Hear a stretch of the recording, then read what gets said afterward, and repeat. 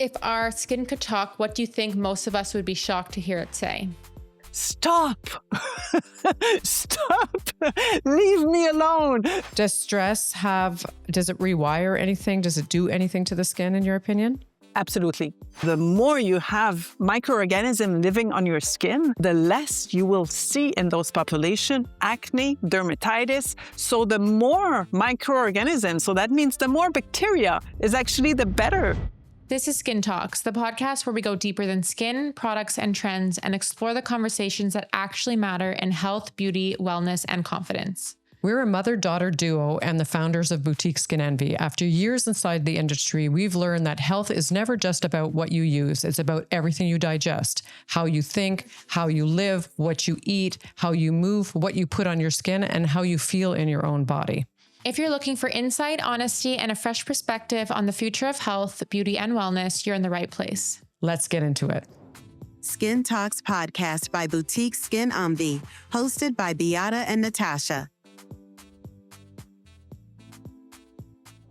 Your skin isn't just a surface. It's a living record of your hormones, your stress, and the experiences you've lived through. Today's guest is a scientist who can explain exactly how that works and how she has lived every word of it.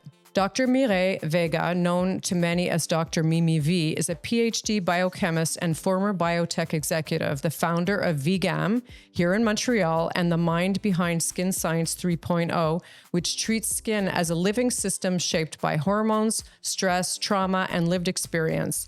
She's taken some of the hardest chapters of her life and turned them into a mission, giving women clear science-backed answers. You may have seen her in Elle, HuffPost, or on CBC's Dragon Den. She connects biology to biography and keeps it human. Mireille, welcome to Skin Talks. Dr. Mireille, thank you so much for joining us today. You have a really amazing credential that you have going on. You have a PhD in biochemist and a former biotech executive. Where did your love for science really begin? That's an excellent question. I think I've always had it. I have this curiosity. Mm-hmm. It probably came from my mother, and she didn't study in science, but she was curious. She read a lot. I remember, sitting down with her, and she would just start talking about a subject, and she knew everything about everything. So it was. Yeah, I think it came from that. And during my childhood, I had the fabulous opportunity to spend my summers on the countryside, and I was discovering everything. So it really, really came from that. I was testing stuff, flowers in the garden and everything. It was, I didn't realize it at the time because I had to take out the weeds and do all these tasks, but it was, a fabulous learning opportunity. Okay, so it really came from your childhood. Like when you were a young girl, all of a sudden you just had this passion and then you went into studying for everything science-based. Like it's pretty amazing that it comes from your childhood, Yeah. A lot of people have these dreams, but then go somewhere else. Yeah. Yeah. I mean, like everyone, I explored many options, mm-hmm. and but it always came back to more specifically in science and chemistry. And I got the chance to evolve in that space more as a teen because I had skin issues. And I think, specifically the chemistry where everything started connecting, it was when I was a teen, breaking out and training on track and field. And, even my mom was saying, I don't understand this. We didn't have acne when I was young. Mind you, she skipped a generation. But at the time, of course, I was a teen. I was, sure, you didn't have acne in your days. Yeah. Lucky you. But, I was kind of doubtful. But I realized later on in life that actually she might have been right. Because now we know that environments that are super clean, like those that we live in right now, and that are polluted, like the cities we live in, actually see a lot more cases of acne, dermatitis, and skin conditions that were very few back in the days when you grew up on a farm. And she skipped a generation probably, so she had me kind of late, but she's from the 30s and 40s. So yeah.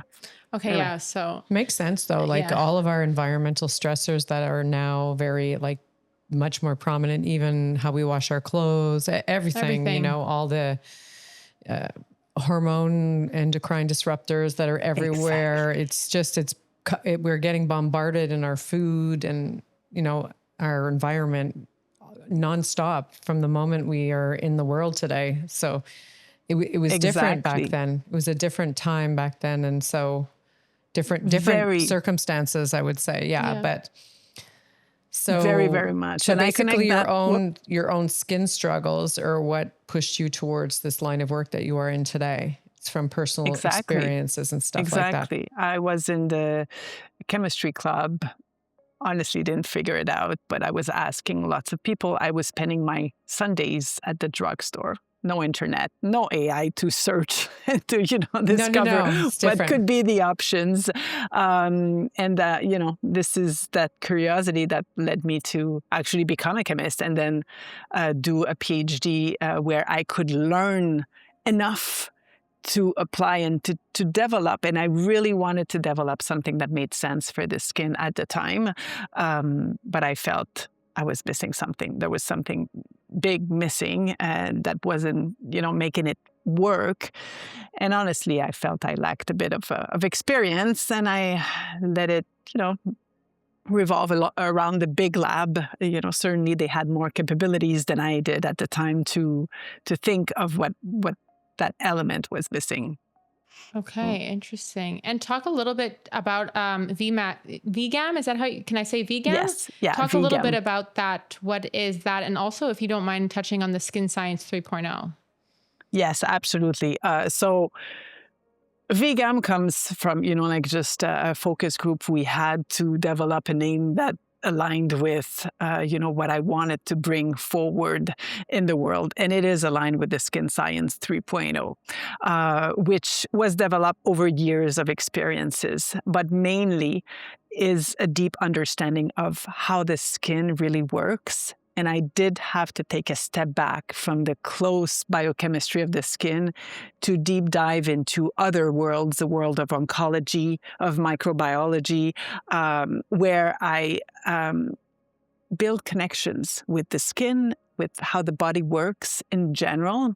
And at some point when I had life struggles, not personally, but my family. And I had to distance myself for some time from oncology. And I was moved into immunology. And I do believe there are coincidences in life that are meant to, direct you where you're most, or you can most contribute, right? Yeah. And at that moment in immunology, we were exploring the microbiota, the microbiome, human microbiome. That was a huge field. And we were connecting all these discoveries that we had now the capabilities of discovering because of the computer capacity.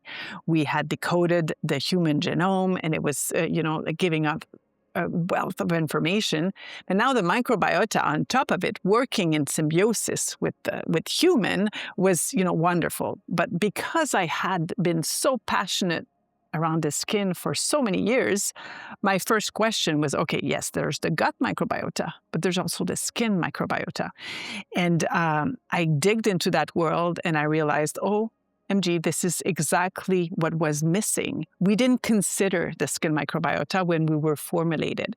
And then when I realized that, I was, okay, this is what's missing. Now I have to do something with this, right? Especially that my daughter was going through the same struggles I had gone through. Right. And I was now understanding even better to another level the skin and said, no, we're not going to go through all these, again, the cycles that I call now the chase cycle. We chase after the next ingredient that could support our skin instead of looking at the root functions and the root needs of the skin. And this is where the Skin Science 3.0 really came, because I stopped looking at the skin in terms of its structures, its 3 layers with the sublayers and how it works. But I start looking at it from a biochemistry approach, where there's the oils, the salts, kind of, and the microbiota. And these are 3 barriers that the skin has biochemically that work together and that really provide the environment for the functions and the optimal functions of the skin. So you have the salts that are produced by the skin regularly. So these are amino acids derivative. They're hyaluronic acid. They're salts that actually capture water. So to allow the proper biochemical reactions to happen at the right pH. So this is the hydration phase. We call them, NMF often, like the natural moisturizing factors. So this is one barrier. The other one is the lipidic barrier, the lipids, like we produce the sebum. It does produce a film. And this protection is super important, but it's also the one that people struggle the most with because of our metabolism, because of our hormones, because of life, because life happens, right? The skin produces more or less sebum and salt and becomes more or less dry or oily or, but it varies. For a woman, it varies minimum 4 times a month, plus the stress, plus the lack of sleep, all these variables that make us, have needs that change constantly. And it becomes a real puzzle to decide, okay, what do we put on our skin? Because it's different from last week and it's different to what it's going to be when I consult the person that will guide me, right? So for us, and for me specifically, I had a skin that was changing all the time. It was a real puzzle, and I wanted simplicity. So by understanding the lipid and the salt barriers, and I was able to, adapt to those changes in needs. And then understanding the top layer, which was the microbiota, and all the benefits it provides to the skin itself in terms of protection, longevity, skin health, that really what composed the Science 3.0. Okay. Interesting. I never really looked at the skin like that. Yeah. I know. I usually just think about the layers. Yeah, exactly. No, but it has a lot of different, it's true. It's true. It's very interesting. So and I feel like the microbiome of the skin has actually been coming up more and more in conversation, like it's becoming more prevalent. Why is it just only becoming popular now? Because we didn't know before, right? One thing I was told, and we are still telling teens, right? Oh, you're breaking out, you have to wash more. Yeah. Well, that's what a lot of people feel that's what needs. Also exfoliation more too, right? Exfoliating, because they want doing more to the skin. Like just doing more to try and solve the issue, which knocks the entire system off and creates so much havoc that it exasperates the situation. And to come back to my mom's telling me, earlier, we didn't have acne and dermatitis. We connected, now that we have the capability with the computer power to analyze the skin microbiome, to analyze societies that have been cleansing and others that don't cleanse so much, others that live in the wild with very natural and others that live in city, we can see a direct correlation between the diversity. So the more you have microorganisms living on your skin, the less you will see in those populations acne, dermatitis. So the more microorganisms, so that means the more bacteria is actually the better for your acne.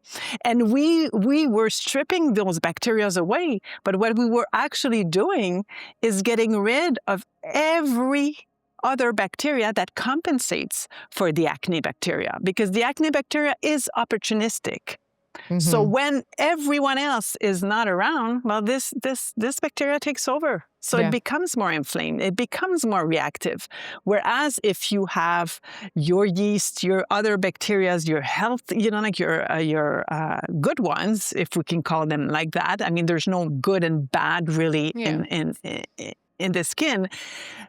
But if you have a lot of them, they all kind of compensate one another. If you don't have a lot, that's where one takes over.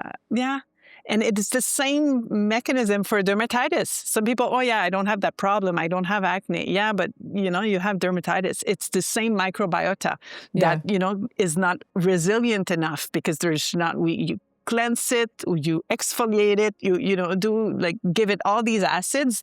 They're not made for that. We have to, it's a completely different approach, which I know for me, you were surprised at all, like looking at the skin like that, because you're so close to the skin, right? You've been looking at your skin, looking at products and I've done that all my life. I was looking for the option that was great for me, for my family, for, my husband, because he has this and that. You look, for products. And when I formulated, I even looked at developing, the foundation, and then I'll add corrections. And my foundation, which was one formulation at first, and I added these corrections, and it wasn't working. It was still aligned with the same philosophy, basically. And when I decided, no, we're not going to disrupt anything. We're just going to let the skin do its thing. We're going to give it what we strip away, what we have to wash away, because we put on sunscreen, we put up makeup, we put on our skin. And even if we don't put on makeup, we live in contaminated environments. So we have to cleanse. But, we're going to cleanse gently and we're going to give back to the skin what it needs to do its thing. And we're going to let it do its thing. And since I've done that and separated in the formulation, I have the oils from the salts, and I can adapt these quantities, it's become very clear. But I had to reprogram myself because we were so conditioned as to, how it should work, that, it's something very simple to consider, but that shift was, was hard to do because that's not how we're used to thinking trained. a certain way about it. But before, just because we talk a lot about the microbiome and, we understand what that means, but for people listening, when you talk about the microbiome, can you define what that is for people who are, listening to this and maybe I hear about microbiome all the time, but what is microbiome? What's the definition of microbiome? Yeah. Okay. Microbiome is a science in general. It's actually, the pure definition, it's all the genes that are not human that live with the human. Okay. So we have to sit with that, Yeah. So on our, with ourselves, we have bugs in our gut. We know this, right? Yeah.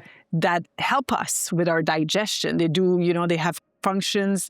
The health of our immune system is actually dependent of the health of these bugs in our gut. So that's one type of microbiota. It's the gut microbiota. The skin also has a microbiota. So it's an ecosystem. It's microorganisms. It's viruses, bacteria, yeast that live on our skin because they're in the air and they land, they attach. You get them from birth because when you were born, you don't have anything. We don't have these bacteria inside. The body doesn't work with bacteria. It rejects it. It has its whole immune system is built to reject bacteria inside. Yeah. But the gut is considered outside, right? We're kind of made like a very deformed donut, right?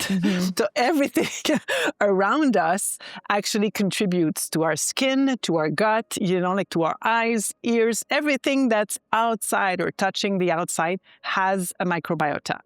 And it's an ecosystem that provides protection and actually uses some of our, metabolite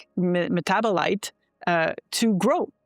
Okay. So we know now there are different types of microbiota depending on location. Okay. Of course, a microorganism is different if it's in a moist environment than if it's in a desert, dry environment, or if it's in the gut, very acidic, or not. In the, it depends where. It changes. So on your skin, it becomes complex because there's some zones that produce a lot of sebum. like the torso, the scalp, the face. There are zones that don't produce a lot of sebum. So they'll have a different microbiota. And there are zones that are often moist, groin, underarm, feet, when we, so we develop different microbiota. Yes. And because of that, we care for those microbiota differently, because now we know that they're good for us and they actually provide a lot of benefit. So for the face, your skin microbiota is kind of like a film, right, that you don't see. But the more you have of them, the more it filters UV rays. So these bacteria that are bad for acne, they actually help you filter UV. So, we used to think, it's because I produce a lot of oil that, my skin, doesn't age as quickly. Yeah, maybe, but maybe also it's because these bacteria, they actually filter UV. Yeah. Which actually prevent premature aging, right? Yeah. So there might be, multiple factors. Another thing super important that this microbiota does, and again, it comes back to my mother's story that, we didn't have acne. The more resilient, the more diversified your microbiota, well, the less prone to atopic dermatitis, to acne, to rosacea you're going to be, to all these conditions that have at some level a dependence on the microbiota. I'm not saying it's 100%. Like for some types of dermatitis, it's almost exclusively your microbiota. Yeah. Feed it, give it, prebiotics, postbiotics, and you're going to get rid of your dermatitis. For acne, it's multifactorial. It helps. It lowers inflammation, but there's also other factors, like what you may eat, your hormones. If, some of you like me, I used to get monthly breakouts because my hormones went down. So, of course, other pathways would take over. So this is why the microbiome is talked about so much, because we're still discovering so much. There's still hypothesis that needs to be proven. But one thing for sure, the more you have these guys, the better. Yeah. It's crazy. I want to know do men and women have different microbiomes because of different hormones and stuff? Slightly, but not really.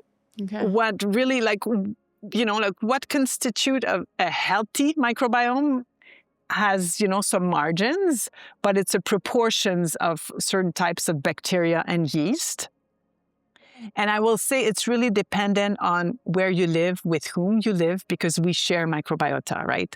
When you're born with nothing. And then you gain what your mother gives you through natural birth. So that's why natural birth is super important, because that's the first, the protection. Juice inside, the juice through the canal is very important for babies. Yeah. For their skin too. Yeah. Absolutely. So that's first introduction. And then you live in an environment, you share it with people. They say a team will share, like a sports team with contact will share microbiota a lot more than, so it might be also depending on others in your family, in your, in your teams, circle, your close environment. So that's how it evolves. What you eat affects, but it's not so short term. It really takes some time. Your gut microbiota will influence to some level your skin microbiota as well. But the main factor for your skin is really protecting it, not cleansing too much, not or cleansing gently stripping. Too. It's just we forget that. We a cleanser. You're not supposed to be stripping your skin. For any kind of skin cleanser, a gentle exfoliation or gently. But nothing, and unfortunately through social media and stuff, I find today that there's this, although we're moving to a more simplistic way of approaching things with minimalism, which is thank God, but also just environmentally speaking, people are becoming more conscious of this consumerist society that we live in. That really the less you do to your skin, the better it is. Yeah. you know? I think so too. What about stress? Oh, yes. Stress. Does stress does it rewire anything? Does it do anything to the skin, in your opinion? Absolutely. Well, stress influences your hormones, right? And your hormones influence your skin. Mm-hmm. This is, I think, the main path. Stress also lowers the trigger of inflammation. So it triggers inflammation. Exactly. So your coping not mechanism. triggers. No? It's actually lowers your triggers, your skin triggers to get inflammation. Okay. So the threshold at which your skin will become reactive, right? So it doesn't create the inflammation, but we're exposed to so many ingredients that this trigger could be, you know, like much easily attained if you're under stress. That's one thing. And the other thing I find with the cortisol in general will lower your sex hormones, whether it's estrogen, progesterone, you know, like oxytocin, they're lowered. And these hormones we now know are so great for the skin. Right? So the glow, so that's why I even have, I developed the 4 skin shifts. It's like a schema, but it's a cycle, you know, within the month as to, you know, with your level of hormones and your kind of glow. There's no science behind that, but there is behind the oiliness of your skin and the dehydration of your skin. So that's why at the beginning of the month, sometimes we have a much more sensitive and drier skin. At the end of the month, it's opposite. And usually during ovulation, mid-month, we have a glowy skin because our hormones are, you know, at the top. But if you have cortisol, you're lowering this level of hormone. So of course it influences the skin. And I do think the monthly breakouts, they come from this lowered level of hormone. So if you're under stress, and I am like that, if I have a big presentation, I will break out at some point.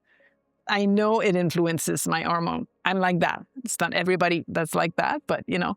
So yes, it's closely connected to the breaking out, acne related, but it also is related to the inflammation because it lowers the triggers. And in your opinion, so healthy aging from a scientist's perspective, what does that look like for you? It looks like hydration, moisturization, protection. It looks like calm. It looks like giving to your skin what it needs to operate. It's a fabulous organ that can do so much if we let it. And I think the ingredient that most people lack is sleep. Sleep should be part of skincare and longevity. I think it becomes, with age, it becomes harder to sleep well, right? So there are tricks and there are ways to do it, but I think it should be thought of as part of your skincare. We talked about it before on another episode that we should put sleep in a pill, because then everyone would be like so much healthier and like live longer and like all these like. But they're linking it to everything. Yeah, because in a lot of ways, that's your time where you restore and you detox your brain. Yeah, so everything. Like, it's very absolutely. Very intense. I'm actually, I don't know if it's the time, but I'm completing a book.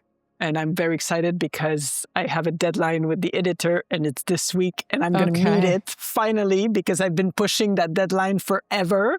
But now, and it's a book about the skin, but connecting to all the organs. And this is exactly, what is behind it: the sleep, the stress management, the food, the diet, and also how we think, the stress, like self-talk, all of these things, they affect everything. And it's all in there. Yeah, I can't wait. So when is the book coming out? Well, it should be coming out in the fall. Okay. Yeah. So meet your deadline this week. Meet your deadline. Yes, we appreciate that you're taking the time to speak with us when you have all this going on. Absolutely. Well, it's fun to talk to people, especially, like when you're in that same space, because it generates other ideas, or it confirms some too. It does, right? but it also teaches me, because I mean, we see skin challenges every single day in our business. We're an online virtual spa, Medi-Spa.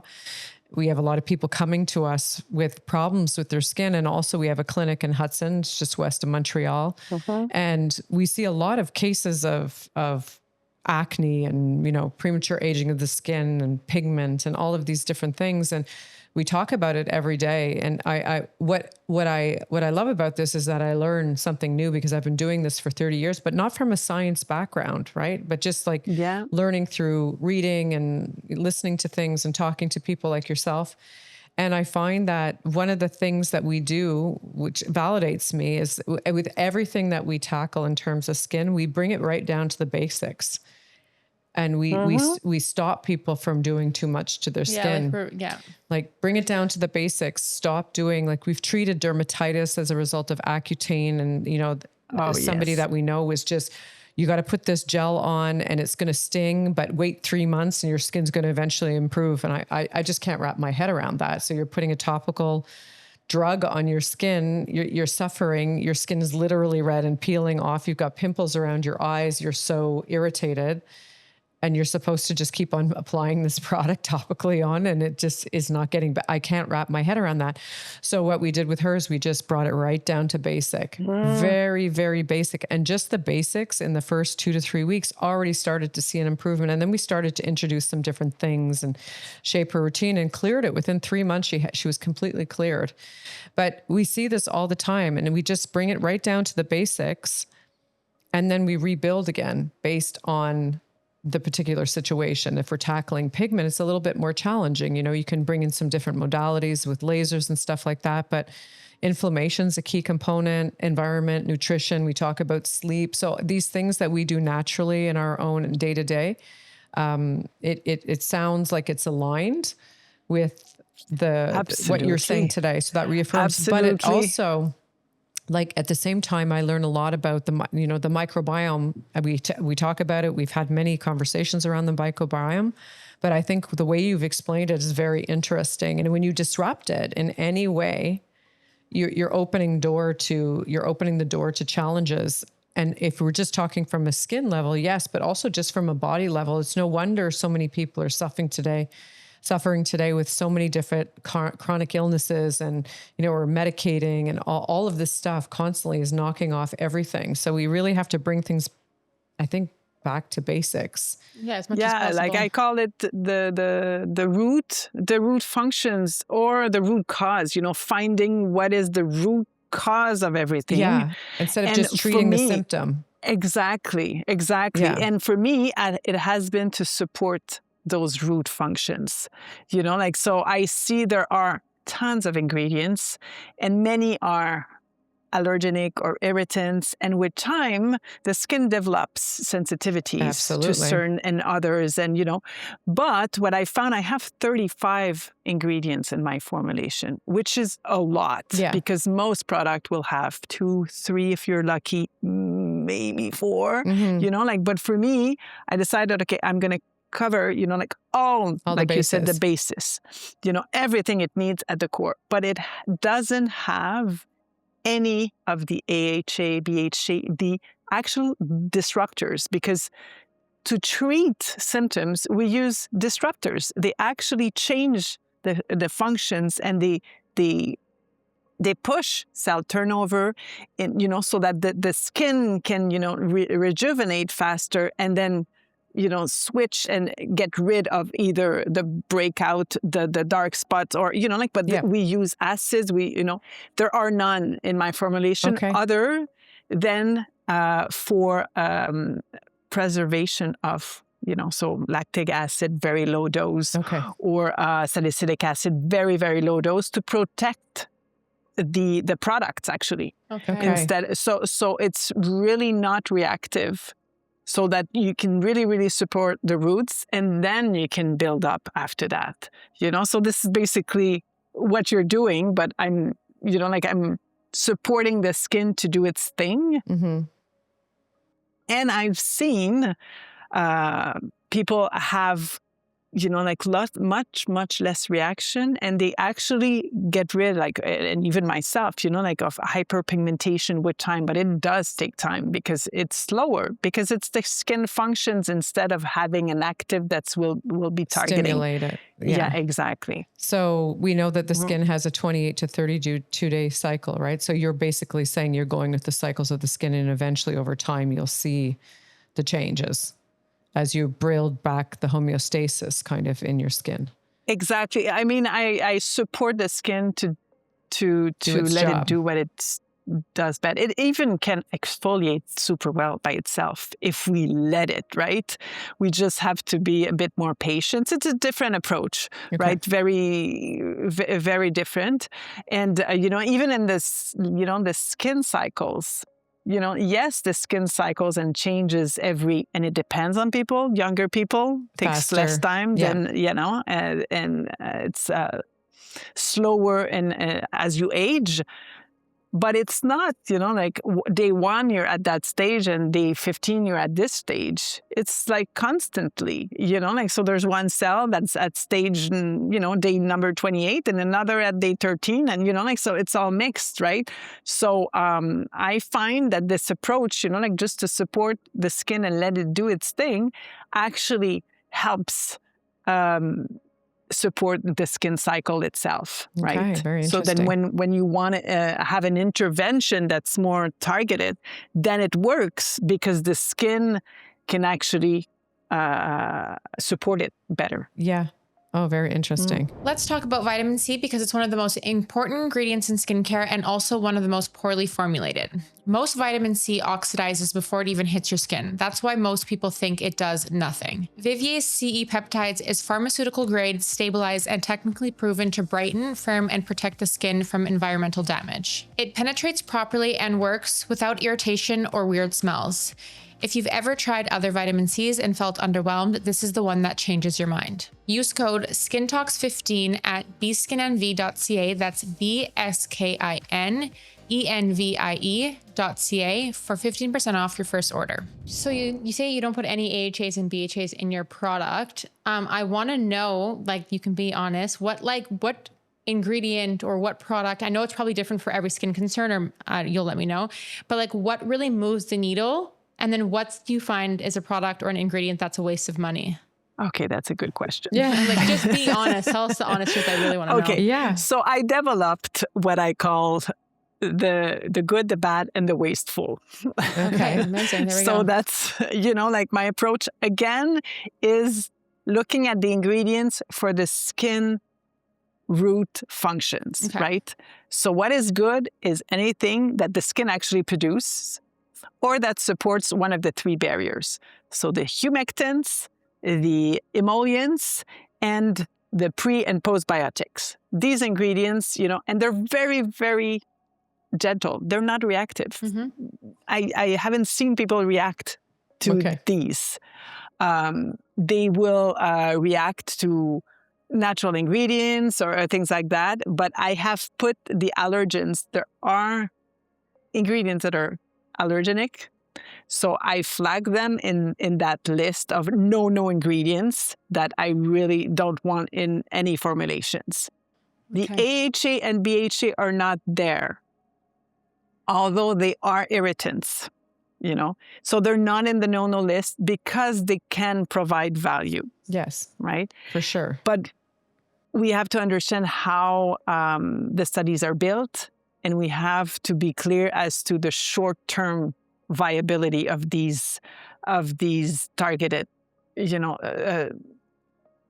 I'm not going to say treatment, but solutions, right? Yes. Because long-term, we have no data. That's the thing, right? And there are some of these more aggressive, I will say, ingredient disruptors that have shown that long-term, the skin is sensitized by them, right? So the frac cells and the like, which are, like relating to what you were saying earlier, these are very intensive and they have a downtime, and like to the skin may react wonderfully. And again, I'm a scientist. I look at it from like the science, what it shows, and the science shows the short-term results. But I've seen, and I'm sure you've met these women that have had a few treatments, and then now their skin cannot tolerate anything. Well, right? Yes, 100%. We see that, and that's why I always we caution always on the caution side of everything that we do, because we know that if you can't do.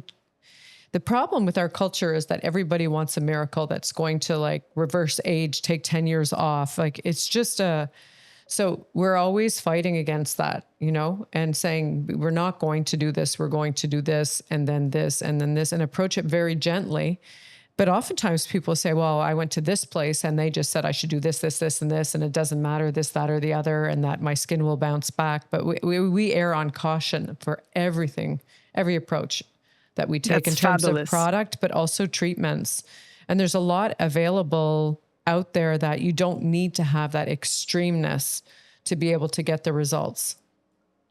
I agree. And there are new ingredients every month. Being developed, but they target one angle, and that's again coming back to my good, bad, and wasteful, right?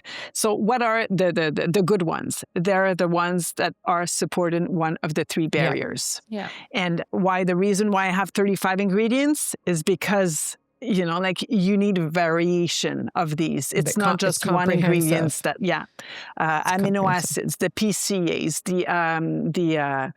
the building block of, healthy microbiota. So there's multiple ones. And even for oils, right? We want to reproduce the sebum. The sebum is complex. It has fatty acids that are free, but, it has triglycerides, cholesterol. It has multiple types of length of chains, so of fatty acids change, whether attached or not.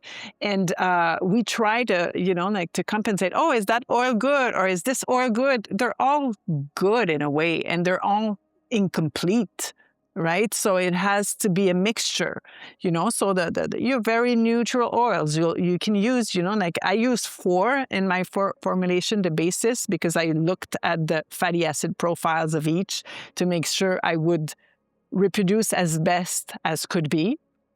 And these are 4 that are non-occlusive. So my formulations are actually good for anybody, right?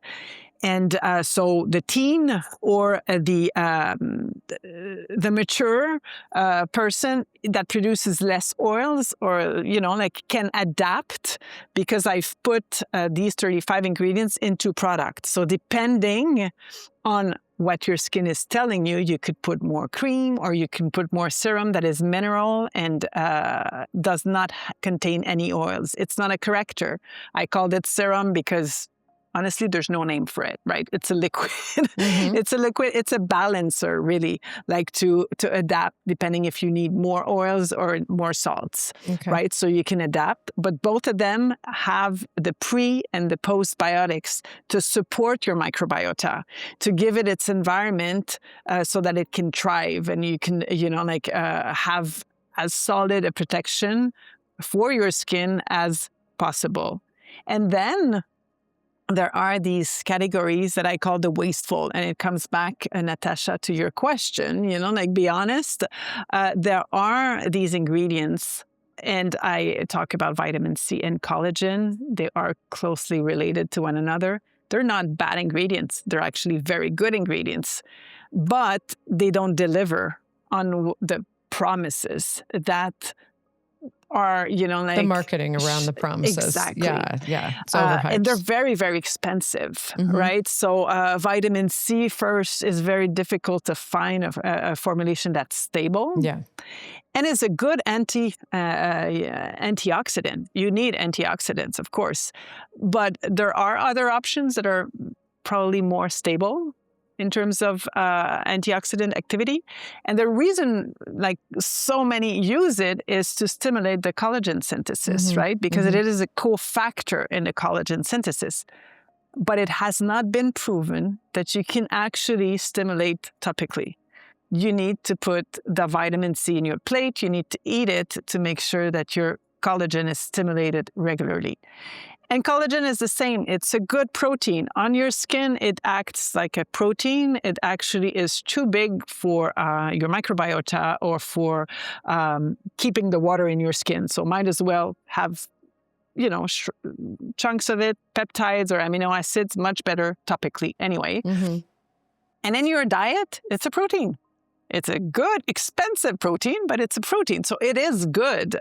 But if you eat, whole food with a lot of protein, you're covered because your body will break down that collagen or even, like that hydrolyzed collagen and rebuild your collagen. It's not direct, right? You have to eat it to break it down and then to build it back up with the proper diet of vitamin C and all these other cofactors that are necessary for this reaction. So these are the two ingredients that I target, but it's the same for elastin. It's the same, there are so many biomechanical pathways that are supported with healthy diets. Yeah, no, we are understanding that also more and more. Like we just had the sleep conversation, but if you go into the grocery stores, they say shop only on the peripherals, right? Where the fresh food is, and in the middle is all the processed. And, I go into the grocery store and I see what goes into people's basket, and I'm always shocked at what people are actually buying for themselves. And there's a lot of people that haven't understood that going to the basics and not all the ingredients in every single, like you look at a cracker and you look at the percentage of sugar in a cracker, and I'm amazed by that. So eating your skincare in a way is also important. It's not the whole job, but like having the proper macros, I think, to support a healthy diet, but also the gut microbiome, which we talked about before. It has an influence on everything, like from the inside out. It all works in harmony with each other. And if one is off balance in any way, shape, or form, and I mean, we can see it. You can be living, thriving, eating healthy, exercising, moving, and then 3 days or 2 days of bad sleep, and everything, you can feel yourself going off if you're in tune with your body, right? Absolutely. And it affects the skin. It affects the skin. It affects the glow. It affects, how you feel in your skin, all of it. It's all so connected. And I think that we are understanding that more and more. I love your approach to all of this. And I'm curious about your products. Like how many products are within your range? So I have 5. Okay. I'm on your website. Total. And where do you sell? Like, where are these products available? Because hint, hint, I want to have a conversation with you about it. Oh, sure. I'm very open. So for now, it's online only. Oh, you're only online. So, and you sell throughout your own online channel. Yes. Okay.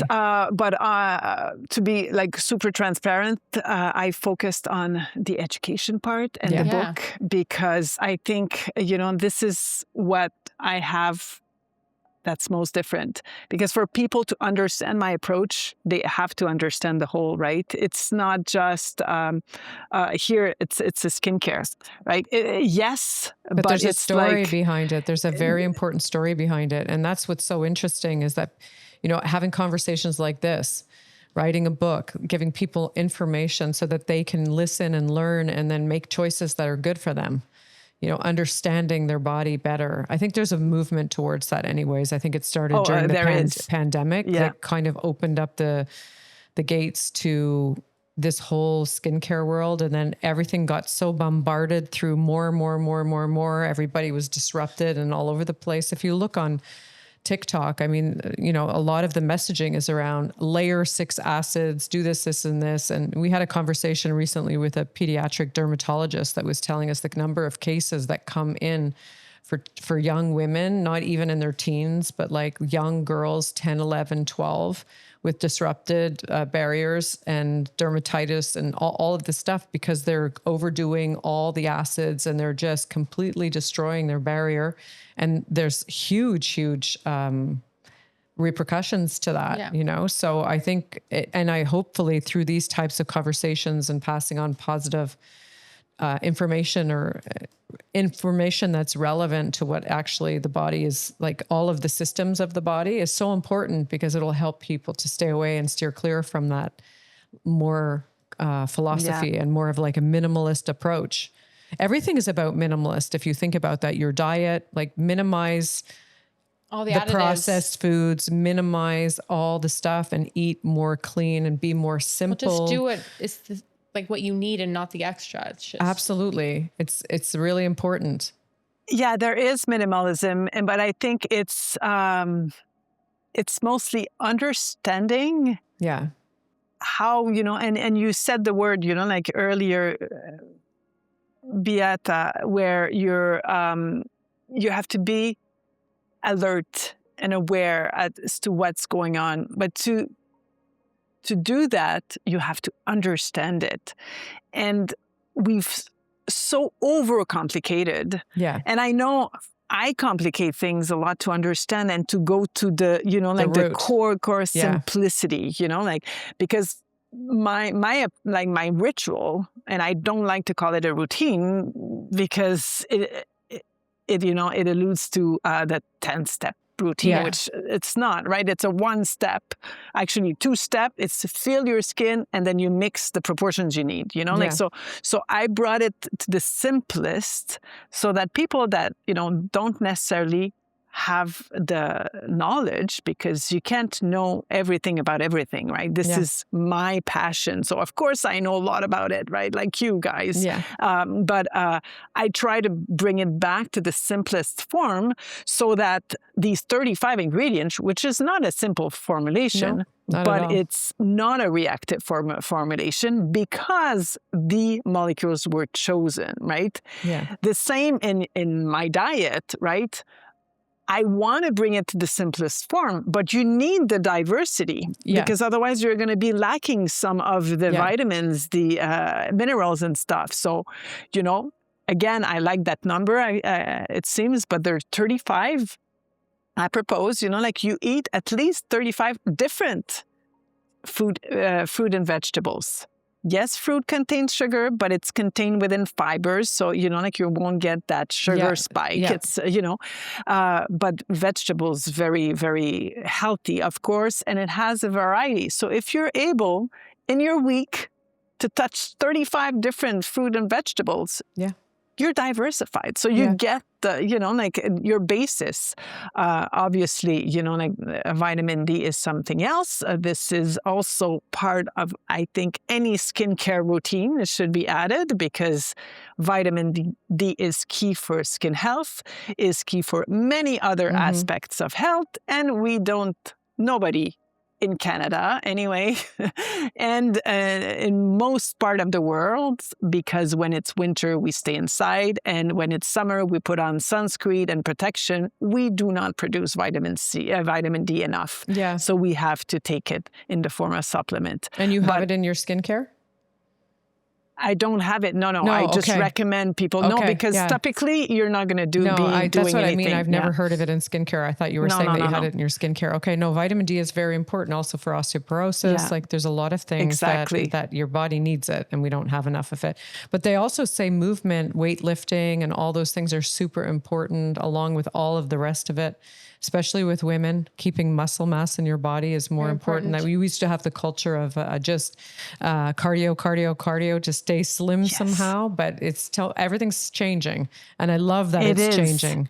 It is. And honestly, it's all in the book. I love this. Oh, good. But because it is connecting everything and you realize, and I was sitting there, and this is a story that I actually did talk about, but because I worked in oncology and I worked in immunology and I worked in rare disease, you're exposed to a lot of presentations, scientific presentation, discoveries in dermatology and this and that, and at some point, you work across kind of organs, right?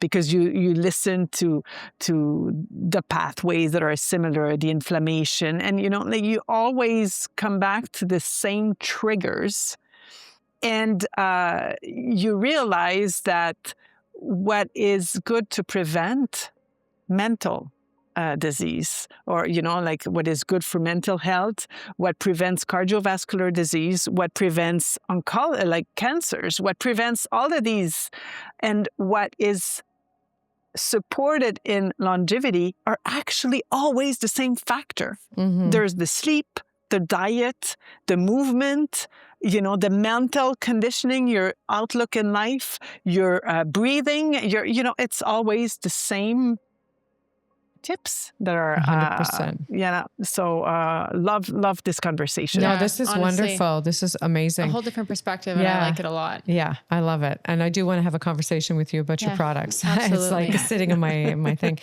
We always close our episode with 3 rapid fire. Yeah, like rapid fire signature questions. Yeah. They're not signature, but they're rapid fire. We always change them up for each guest, but I'll let Natasha start with it. If our skin could talk, what do you think most of us would be shocked to hear it say?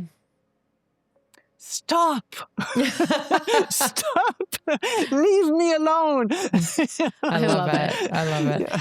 As a biochemist, what's the one habit you protect for your skin? Oh, that's one is difficult. Because there's a few.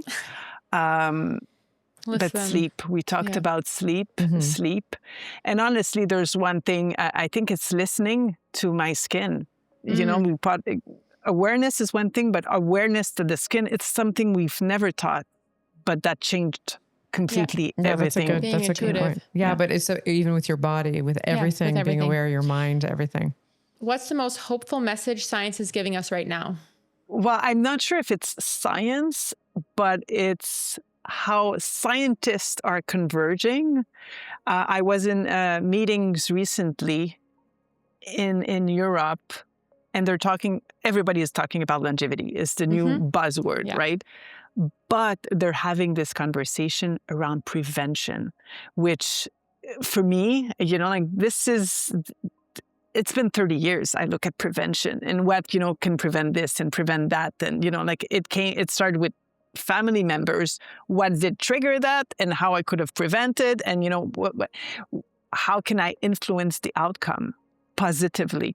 So instead of looking at the disease, which, the medical space has been doing forever, we're looking at preventing disease now a lot more, which is very, very positive. Yeah, it's very important too. I love it. Amazing. Thank you so much for today. Thank you for joining everything. us. Me too. Really did a lot. Well, it was very, very interesting. Yeah, I'm going to be looking at skin at a whole new perspective now, which I think is really cool. Yeah, always great. Oh, fabulous. Oh, thank you both. That was incredible. Thank you so much. Thank you. Thank you for listening to Skin Talks. If this episode inspired you, taught you something new, or just made you feel seen, please share with someone you love.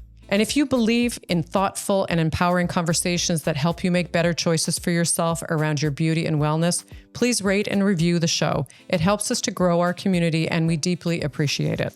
Because this isn't just about skin. It's about claiming your beauty, feeling strong, informed, and at home in yourself. See you next week.